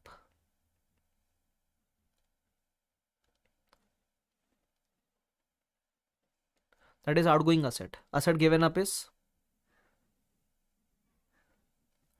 कैलकुलेटर। बदले में इसने क्या दिया? बदले में दिया कैलकुलेटर, ठीक है? आप बोलोगे है कैलकुलेटर दिया, मैंने बताया नहीं वो कैलकुलेटर है जिसको बस क्वेश्चन दिखाओ आंसर निकाल के देगा। तो इसकी फेयर वैल्यू कितनी है? इसकी फेयर वैल्यू 90,000। लेकिन क्योंकि ये असेट हम दे रहे हैं तो हमको इसकी कैरिंग अमाउंट पता है। We know the carrying amount of this. Carrying amount मतलब हमारे बुक्स में कौन से वैल्यू पे है, उसको बोलते हैं कैरिंग अमाउंट। तो इसकी कैरिंग अमाउंट कितनी है? इसकी कैरिंग अमाउंट इज 60,000। इसकी कैरिंग अमाउंट कितनी है? It is 60,000। अब द क्वेश्चन इज अब the point is let's pass some journal entries for this, ठीक है? अब इसकी एंट्री क्या रहेगी वो अपन समझने का ट्राई करते हैं। सबसे पहले आकाश कंदोई के पॉइंट ऑफ व्यू से बात कर रहे हैं ना, तो आकाश कंदोई के लिए असेट कौन सा अंदर आ रहा है? तो आप बोलोगे सर आईफोन 14 अंदर आ रहा है, तो आप बोलोगे आईफोन 14 अकाउंट डेबिट, ठीक है? 2 असेट बाहर कौन सा जा रहा है? बाहर जा रहा है कैलकुलेटर, तो बोलेगा 2 कैलकुलेटर अकाउंट, ठीक है? अब एक आपको थंब रूल याद होना चाहिए, बाहर जाने वाली चीज इस दुनिया में हमेशा कैरिंग अमाउंट पे बाहर जाएगी भाई साहब, राइट? तो बाहर जाने वाली चीज हमेशा कौन से वाले पे बाहर जाएगी? बाहर जाने वाली चीज हमेशा कैरिंग अमाउंट के ऊपर बाहर जाएगी, बराबर? तो कैलकुलेटर का कैरिंग अमाउंट पता है अपने को? यस। तो कैलकुलेटर वाला कैरिंग अमाउंट क्या है? Carrying amount of calculator is 60,000 rupees, okay? बाहर जाने वाला कैरिंग अमाउंट पे जाएगा, परफेक्ट संकेत। अब द क्वेश्चन इज हम आईफोन 14 जो इनकमिंग एसेट है उसको कौन से वैल्यू पे रिकॉर्ड करोगे? तो इस इनकमिंग एसेट को रिकॉर्ड करने के लिए काफी सारे प्रेफरेंसेस दिए गए स्टैंडर्ड के अंदर, ठीक है? तो मैं बताऊंगा क्या क्या प्रेफरेंसेस है। सबसे पहला प्रेफरेंस, स्टैंडर्ड बोलता है फर्स्ट प्रेफरेंस किसको देने का? तो it will be given to fair value of asset given up plus cash paid if any. अगर आपने गिवन अप में कोई पैसा भी दिया है तो वो भी कंसिडर करना। अपन ने यहां कैश का बात ही नहीं किया, छोड़ दो। अगर वो अवेलेबल नहीं है तो अपन लेते हैं fair value of asset acquired, और अगर वो भी अवेलेबल नहीं है तो थर्ड प्रेफरेंस आप लोगे carrying amount of asset given up plus, अगर दिया आपने कोई कैश वगैरह दिया तो वो भी ले लेना, plus cash paid if any, बराबर? क्या ध्यान रखना। तो ये है आपके 3 प्रेफरेंसेस। पहला प्रेफरेंस आप किसको दोगे? पहला प्रेफरेंस आप दोगे fair value of asset given up plus cash paid if any. Given up का फेयर वैल्यू नहीं है तो एक्वायर्ड का फेयर वैल्यू, ये नहीं है तो carrying amount of asset given up. अब ये प्रेफरेंसेस किस चीज के लिए? इनकमिंग असेट के लिए कि आउटगोइंग असेट के लिए? जो असेट अंदर आ रहा है ना उसको रिकॉर्ड करने के लिए है। तो आपका असेट अंदर कौन सा आ रहा है? आईफोन 14। तो पहला प्रेफरेंस क्या है? गिवन अप का fair value. Given up was calculator. क्या कैलकुलेटर का फेयर वैल्यू आपके पास है? यस 90, तो आप इसको 90,000 पे रिकॉर्ड करोगे। Sir what about the difference? अच्छा बाहर जाने वाला तो कैरिंग अमाउंट पे बाहर जा रहा है, always at carrying amount. What about the difference? तो difference will be transfer to profit and loss. हम ऐसा बोलेंगे प्रॉफिट ऑन एक्सचेंज। एक्चुअली ये प्रॉफिट आपको किस पे हुआ है? जो कैलकुलेटर बाहर गया है ना वो कम वैल्यू का गया है, आईफोन ज्यादा वैल्यू का आया है, तो उस पर आपको प्रॉफिट हो गया एक्सचेंज पे 30,000। समझता है ये वाला पार्ट? यस। अब ये जो 3 प्रेफरेंस है ना, ये एज पर ICAI है, एज पर ICAI। ठीक है सर, ऐसा क्यों? एक्चुअली बेयर एक्ट में 3 प्रेफरेंस नहीं है, बेयर एक्ट में 2 ही प्रेफरेंस है। बराबर, मैं आपको दिखाता हूं, पहले आप ये कॉपी कर लो फटाफट से। मैं 20 तक काउंट कर, 20 तक। 1 2 12 18 19 20 लिखा। चलो ठीक है, अब देख लो बेयर एक्ट में कैसा लिखा हुआ था, दिखाता हूं मैं आपको। बेयर एक्ट में कुछ ऐसा लिखा हुआ है, this is as per bare act. ठीक है, बेयर एक्ट में पता है क्या बोलता है? बेयर एक्ट में ये नहीं बोलता है गिवन अप को फर्स्ट प्रेफरेंस दो।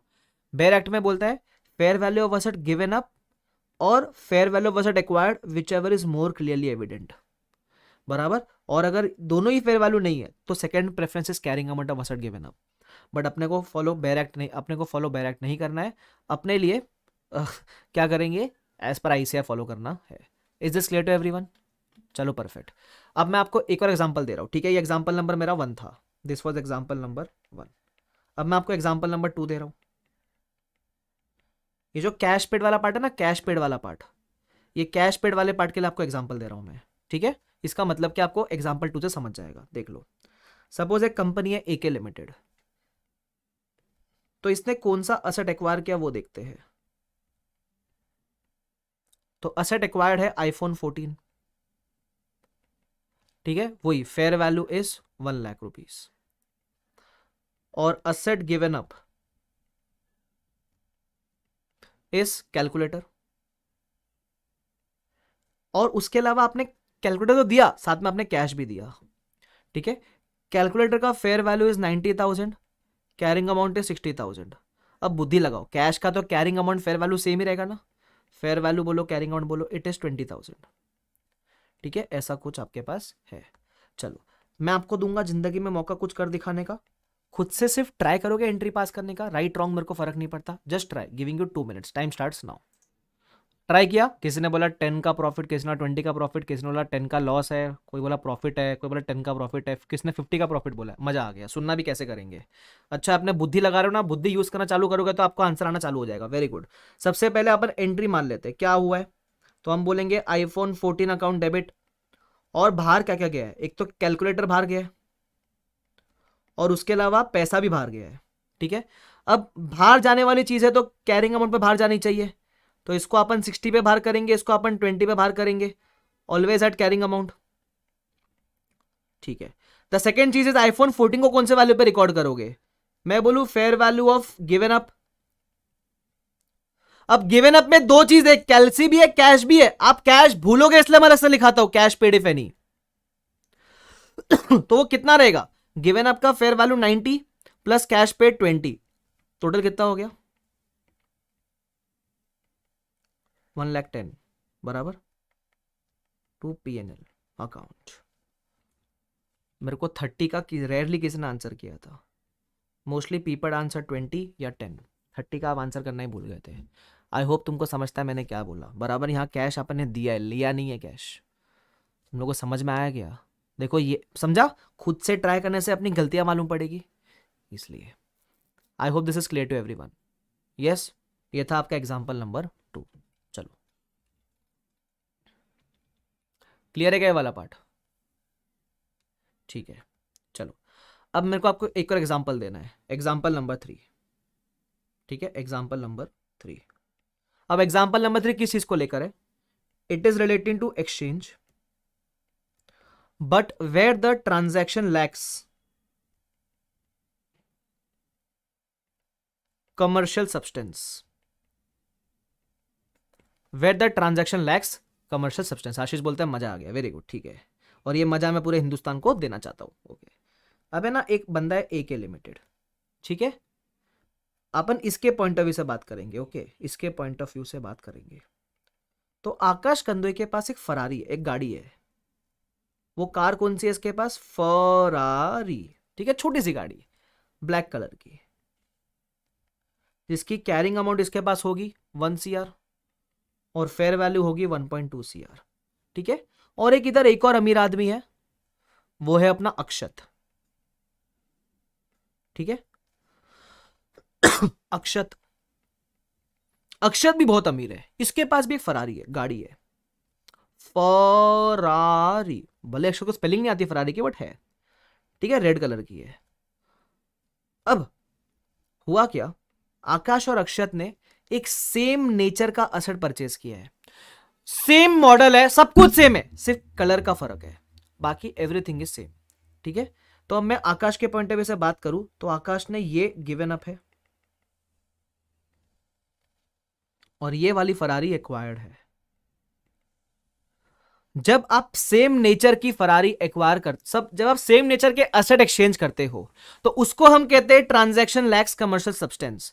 तो ऐसे केस में जो इनकमिंग एसेट है उसके लिए सिर्फ एक ही प्रेफरेंस है, ओनली वन प्रेफरेंस, और वो प्रेफरेंस है carrying amount of asset given up.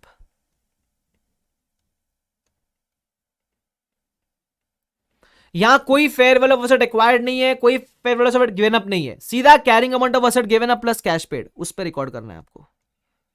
बराबर, इसका मतलब क्या सर, एंट्री कैसे होगी दिखाता हूं मैं आपको। जर्नल एंट्री अपने लिए अंदर क्या आया है, तो मैं बोलूंगा रेड वाली फरारी अंदर आई है, फरारी रेड वाली इनकमिंग है, ठीक है, और फरारी ब्लैक वाली आउटगोइंग है। फरारी ब्लैक वाली इनकमिंग है, फरारी ब्लैक सॉरी रेड वाली इनकमिंग है, ब्लैक वाली आउटगोइंग है। तो जो ब्लैक है वो तो बाहर जाएगी 1 लाख पे, that is the carrying value. बराबर, अब द मेन इज जो इनकमिंग एसेट है उसी को भी एक ही प्रेफरेंस है अपने पास, इसको रिकॉर्ड करने का भी आपके पास कितना प्रेफरेंस है, एक ही प्रेफरेंस है, and that is carrying amount of asset given up, and that is going to be 1 lakh. Sir अब ऐसा क्यों होता है, आप पूछोगे सर इसका रीजन क्या है, वाई कैरिंग अमाउंट। क्योंकि जब सब्सटेंस नहीं है ट्रांजैक्शन में, जब सेम नेचर का असेट रिकॉर्ड हो रहा है, तो ऐसे केस में they want to avoid any profit booking on exchange. वो चाहता नहीं कि कोई भी प्रॉफिट बुक हो, क्योंकि आप एक्सचेंज देखोगे तो एक्सचेंज में देखो प्रॉफिट बुकिंग होती है, but they want to avoid this year, why, because वो सेम नेचर का असेट एक्सचेंज हो रहा है, तो आप कैसे प्रॉफिट बुक कर रहे हो। बराबर तो जब ऐसा होता है तो हम सिर्फ एक ही प्रेफरेंस में बुक करते हैं और वो है कैरिंग अमाउंट। मैं सर आपको रीजन लिखा दूं, because they want us to avoid booking, they want us to avoid booking any profit on exchange, they want us to avoid booking any profit on exchange, it is as simple as that. Is this clear to everyone? Yes or no? अरे yes or no, अरे dashing to the snow with the 111 way over the hill we go laughing all the way, है ना। चलो ठीक है, बढ़िया, बहुत ही बढ़िया। तो ये अपन ने कौन सा वाला पार्ट कवर किया, एक्सचेंज ऑफ असेट, ठीक है, ध्यान देना। अब अपन एक बार मैं मार्क करा दूं आपको, मैं उधर बोला भी ना नोटबुक के अंदर एग्जांपल डिस्कस किया, मैं बोल दूं एक्सचेंज को लेकर नोटबुक में एग्जांपल, जहां जहां मैंने बोला नोटबुक में एग्जांपल, आप डायरेक्ट एग्जांपल देखो, आगे बढ़ो, ठीक है। चलो,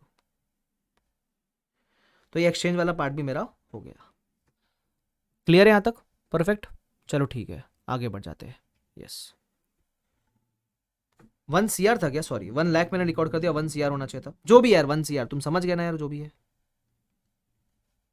1 CR 1 CR, सॉरी वो तुम, अरे मेरे लिए लाख और करोड़ सेम है ना गाइस, यार मैंने कभी करोड़ रुपया देखा ही नहीं, तो मैंने जितना देखा है मैं उतना लिख देता हूं, मेरी जितनी ईयरली इनकम है मैं उतनी लिख देता हूं गाइस, सॉरी, है ना। चलो लेट्स प्रोसीड फर्दर।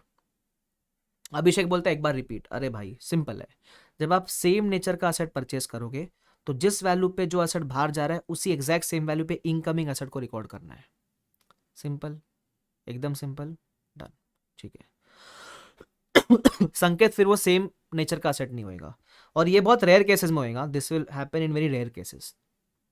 संकेत बोलता है सर अगर मैंने आईफोन दिया 128 GB का और आईफोन लिया 256 GB का, तो क्या वो सेम नेचर का असेट है क्या, नहीं ना भाई, फर्क है ना दोनों के वैल्यू में, कैसी बातें कर रहे हो तुम। चलो आगे, आपका पैकेज कितना है, मेरा पैकेज है 2,40,000 per annum, just below the basic exemption limit. किसी ने पूछा, पारस ने पूछा आपका पैकेज कितना है, 2,40,000 पर एनम। मतलब जस्ट अभी उम्मीद कर रहा हूं कि बेसिक एग्जामिनेशन के ऊपर पहुंचो, बट मुझे लगता नहीं मैं पहुंचूंगा उसके ऊपर। ठीक, ये अपना मेजरमेंट था। ओके, इनिशियल मेजरमेंट अपन ने कवर कर लिया। अगर आपने परचेज किया तो वैल्यू क्या होगी ये डिस्कस किया, सेल्फ कंस्ट्रक्शन में क्या होगी वो डिस्कस किया, और एक्सचेंज में क्या होगी तो वो डिस्कस किया। अगर आपने असेट गवर्नमेंट ग्रांट में एक्वायर किया तो वो तो इंड AS 20 में कवर्ड है, वो अपने को यहाँ करने का जरूरत नहीं है। ठीक है, बोलते फेंकते हो सर, फेंक नहीं रहो भाई, कैसी बातें कर रहे हो यार गाइस तुम, गाइस कमो यार कमो। ठीक है, चलो आ जाओ इधर। अब अपन बात करेंगे सब्सिक्वेंट मेजरमेंट की। ना what is the meaning of subsequent measurement? आपने असेट को डे 1 पे कौन से वैल्यू पे रिकॉर्ड किया वो ठीक है, लेकिन अभी द क्वेश्चन इज आप असेट को एवरी ईयर एंड पे कौन से वैल्यू पे रिकॉर्ड करोगे? At every year and at what value the asset will be recorded, बराबर, उसको बोलते हैं अपन सब्सिक्वेंट मेजरमेंट, बराबर। अब अपने पास सब्सिक्वेंट मेजरमेंट में एक नहीं दो मॉडल है। How many models do we have? 2। किसमें? सब्सिक्वेंट मेजरमेंट में।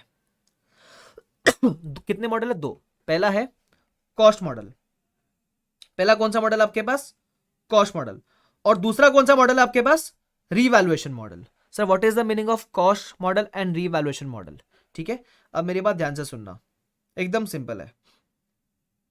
कॉस्ट मॉडल का मतलब है कि आप असेट को कॉस्ट माइनस डेप्रीसिएशन पे रखते हो। And what is the meaning of revaluation model? Revaluation model का मतलब होता है कि आप असेट को फेयर वैल्यू पे रखते हो। आपको मेरा यस्टरडे का एग्जांपल याद है जहां मैंने बोला था लैंड के लिए इंड AS ने 2 ऑप्शन दिया है, आप चाहो तो कॉस्ट पे रख लो, आप चाहो तो फेयर वैल्यू पे ले आओ। बस मैं यही बात कर रहा हूं, लैंड भी तो पीपी है ना। तो सब्सिक्वेंटली 2 मॉडल है आपके पास, ईयर एंड पे या तो आप कॉस्ट पे रख सकते हो या फिर आप रीवैल्यूएशन मॉडल फॉलो कर सकते हो। सर दोनों का एग्जाम्पल तो ना जरा, तो मैं दोनों को लेकर आपको इधर ऊपर एग्जाम्पल लिखवा रहा हूं कि दोनों में अकाउंटिंग कैसे होती है।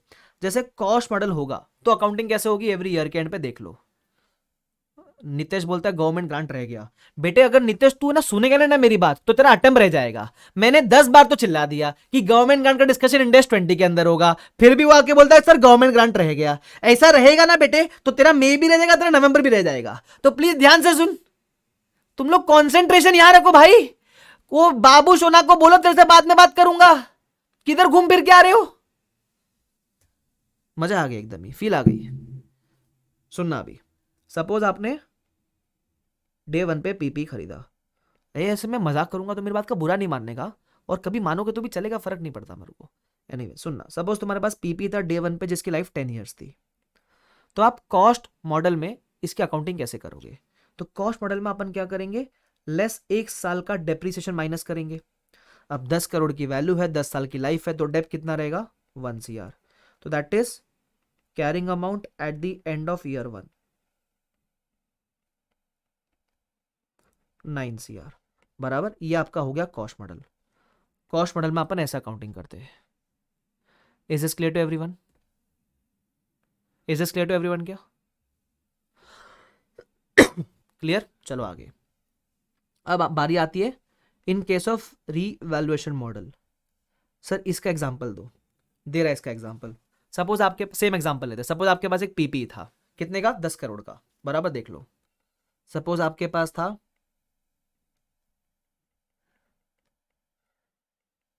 डे 1 पे पीपी। कोई बोलता है वो मेट्रो घूमने गया था। सपोज डे 1 पे पीपी था, ठीक है, 10 CR का, लेस 1 साल का डेप। पहले आप डेप माइनस करने का, तो कितना माइनस करोगे आप? 1 CR माइनस किया। अब प्लीज कोई ये मत पूछना ना 1 करोड़ कैसे है डेप्रिसिएशन, अबे मैं रो दूंगा ऐसा क्वेश्चन पूछा तुमने तो। ठीक है, तो आपको क्या मिलेगी? कैरिंग अमाउंट मिलेगी at the end of year 1, कितना? 9 CR। अब सपोज मैंने आपको इसी दिन का दिया fair value, fair value at the end of year 1, let's say it is 12 CR। मैं बोलूं आपके असेट की वैल्यू बढ़ गई, और हमको तो रीवैल्यूएशन मॉडल यूज करना है, मतलब हमको असेट रखना है फेयर वैल्यू के ऊपर। We want to keep the asset at fair value. अरे यस और नो? हमको असेट फेयर वैल्यू पे रखना है, ठीक है। तो अब द क्वेश्चन इज हमको असेट की वैल्यू कितने से इंक्रीज करनी है? 3 करोड़ से। हमने डिस्कस भी किया था, इसी को हम प्यार से बोलते हैं रीवैल्यूएशन गेन।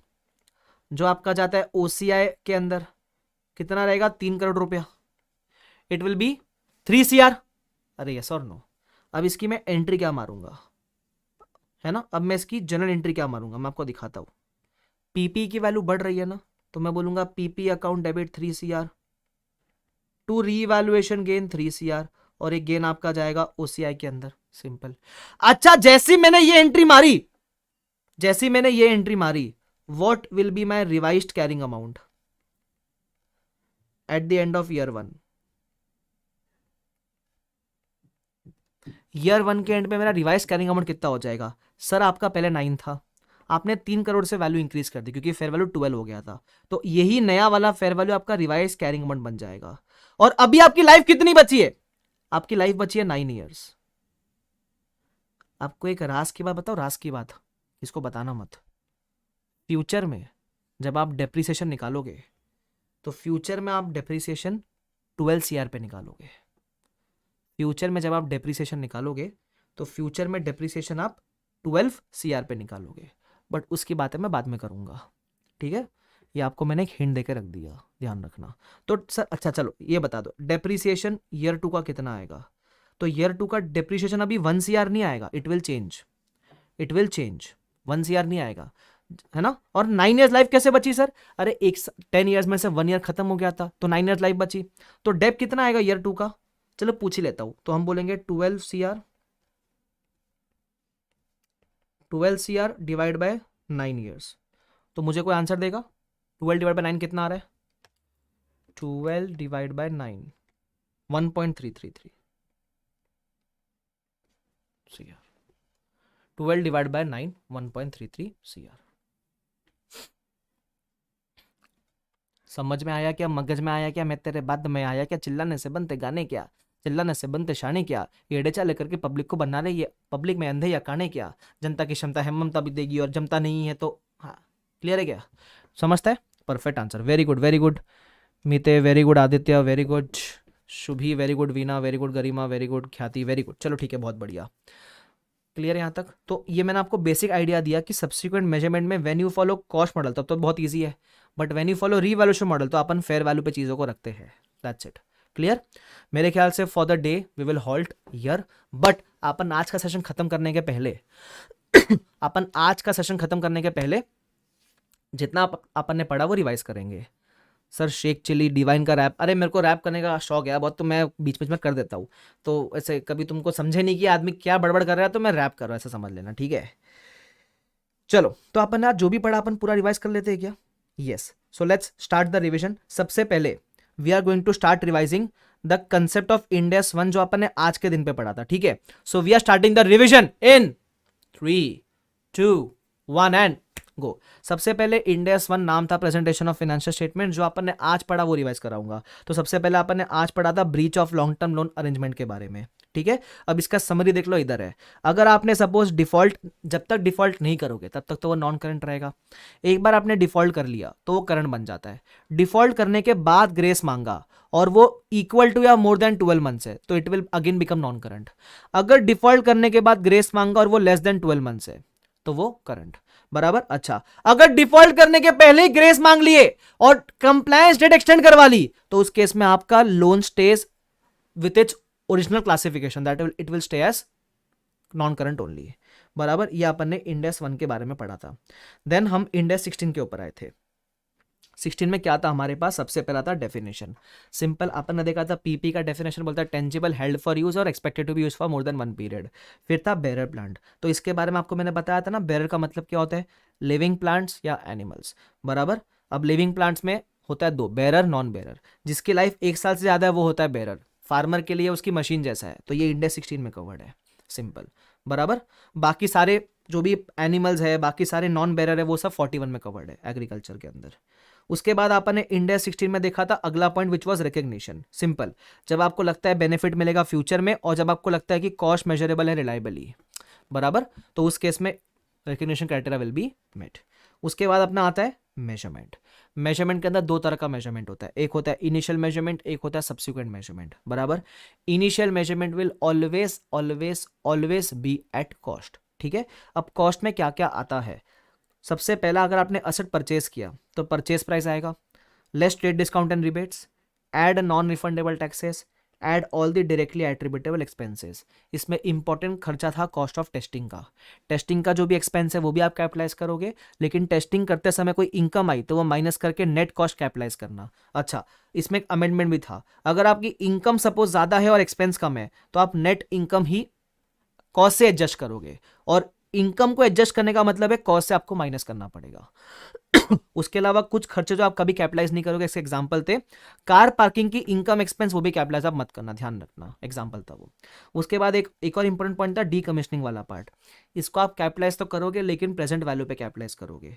अब ये कैसे पॉसिबल है, तो इसका एक अपन एग्जांपल लिया था कि डी कमीशनिंग वाले केस में हम क्या करते हैं, हमको पता है कि ये जो खर्चा है हमको सर्टेन नंबर ऑफ ईयर्स के बाद इशू इंकर करने का है, तो इसको आप कंसिडर करोगे लेकिन प्रेजेंट वैल्यू पे कंसिडर करोगे, बराबर। तो कॉस्ट प्लस प्रेजेंट वैल्यू आपको टोटल कॉस्ट मिलेगा।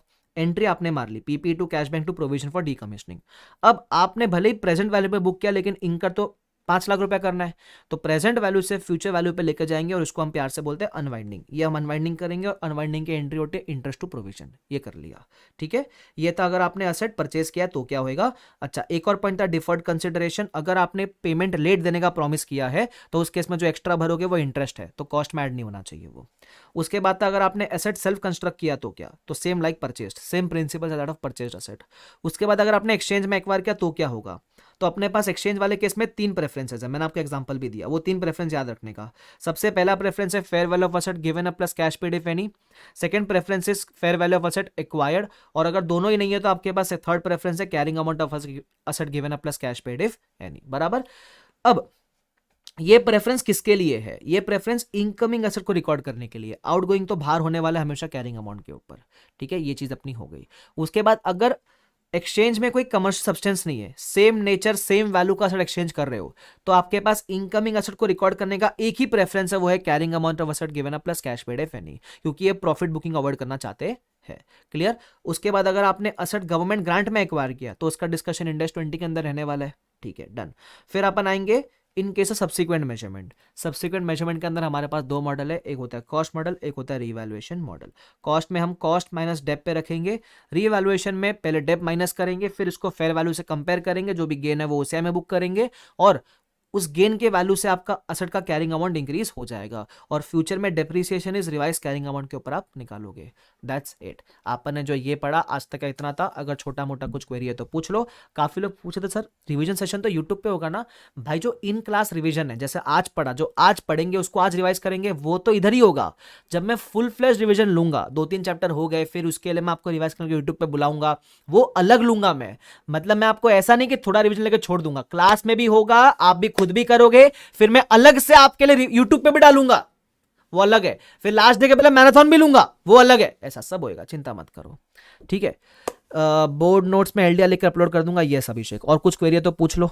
सर अगर हमारा loan was current and then, देखो भाई, अगर ऐश्वर्या वो ब्रीच वाला पॉइंट तभी आप लेके बोले जब लॉन्ग टर्म लोन है, अगर लोन ही शॉर्ट टर्म था तो बात ही मत करना उसकी, ठीक है, ध्यान रखना। चलो, मेरे ख्याल से we are absolutely clear with everyone. कल आओगे तो रिवाइज करके आना, रिवाइज किए बिना घुसना ही मत क्लास के अंदर, ठीक है। और बाकी देख लो भाई, सुबह अगर तुमको ऐसा लगता है ना कि मेरे को उठने में तकलीफ हो रही है, या तो अभी 3 महीना उठ लो, या फिर भगवान तुमको 6 महीना और उठने का मौका देगा आगे। तुम समझ रहे हो मेरी बात। तो अगर तमीज से काम करेंगे तो निकल जाएंगे, तो डेडिकेशन दिखाना पड़ेगा आपको, ठीक है, इस बात का आप ध्यान रखना। तो thank you so much everyone for this session.